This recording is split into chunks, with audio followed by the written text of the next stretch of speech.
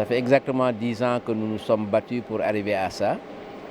Et puis, il y a 10 ans, on était à la foire de Dakar, au CICES, avec 40-60 entreprises. Là, on est aujourd'hui au CICAD avec pratiquement 300 entreprises internationales.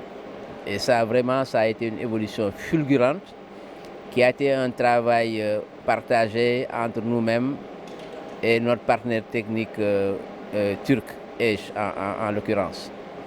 Et c'est vraiment beaucoup de difficultés, j'en parle avec beaucoup d'émotion parce qu'au départ, ce n'était pas évident, il y a des choses même qu'on ne peut pas dire d'or.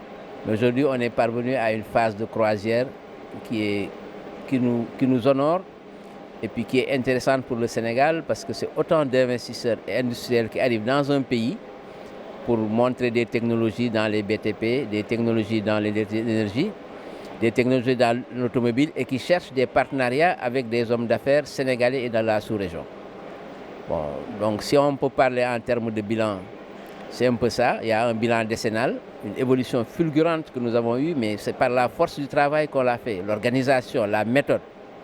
Et puis aussi la recherche de partenariats constants avec des gens qui peuvent amener quelque chose sur le plan industriel, sur le plan financier et surtout sur le plan même universitaire. Parce que vous avez vu les conférences que nous avons faites.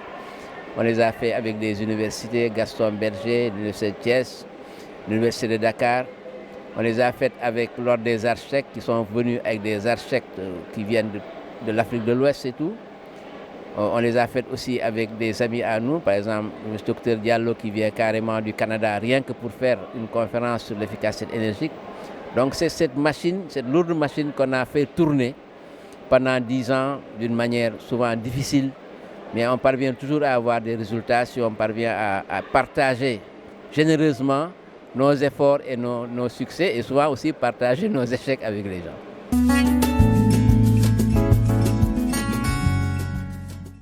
On a beaucoup innové, hein? Vous avez vu les véhicules électriques parce qu'on s'est dit que le marché, moi je suis un homme du véhicule, hein? Parce que j'ai été dans des groupes français ici pendant longtemps.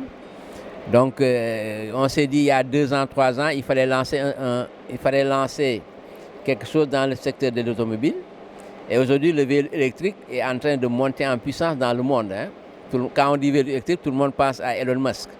Mais tous les grands groupes industriels, moi j'ai été dans des groupes français comme Peugeot et japonais comme Toyota, tous ces grands groupes sont en train de tourner vers des véhicules électriques parce que c'est l'avenir du marché. Donc vous avez vu, on a des véhicules électriques d'or, on a aussi des véhicules utilitaires dans le transport, dans la manutention.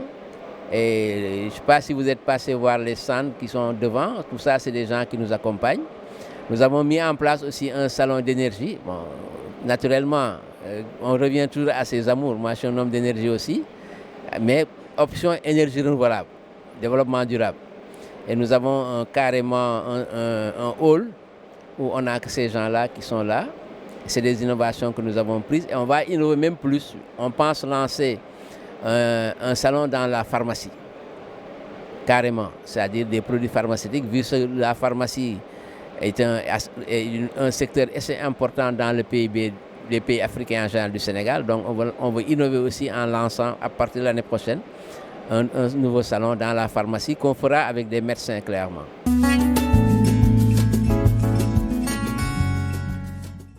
On a organisé beaucoup de panels.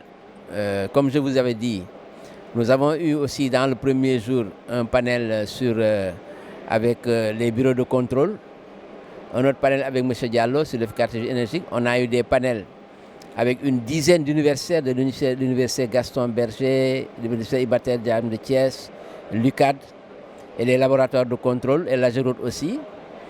Et aussi au niveau de l'ordre des architectes aussi, on a eu beaucoup de panels sur des thèmes techniques relatifs à l'habitat. Mais tous ces panels s'articulent sur l'importance et le rôle de l'habitat, de l'énergie et le rôle des constructions dans le nouveau référentiel que le président de la République Bassirou Diomaye Faye a lancé il y a quelques jours ici même.